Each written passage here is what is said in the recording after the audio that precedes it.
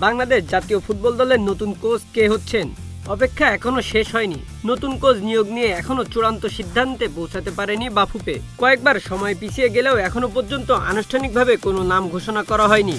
সংশ্লিষ্ট সূত্র বলেছে, অন্তত 15 মের আগে নতুন কোচের নাম প্রকাশের সম্ভাবনা খুব কম। তবে আলোচনায় সবচেয়ে এগিয়ে আছেন সাবেক ওয়েলসের কোচ ক্রিস কোলম্যান। খেলোয়াড়ি জীবনে ম্যানচেস্টার সিটির জার্সিতে মাঠে নামা এই কোচ পরবর্তীতে ফুলহ্যাম, সান্ডারল্যান্ড এবং রিয়াল সোসিয়েদাদের মতো ক্লাবে কোচিং করিয়েছেন। তবে তাকে পাওয়া নিয়েও তৈরি হয়েছে শঙ্কা। বিড়ম্বনার কারণে হাতছাড়া হয়ে গেল ব্রাজিলিয়ান কোচ রোজারিও মিকেল। এখন দেখার বিষয়, বাংলাদেশ ফুটবলের নতুন অধ্যায় শুরু করতে শেষ পর্যন্ত কাকে বেছে নেয় বাফুফে।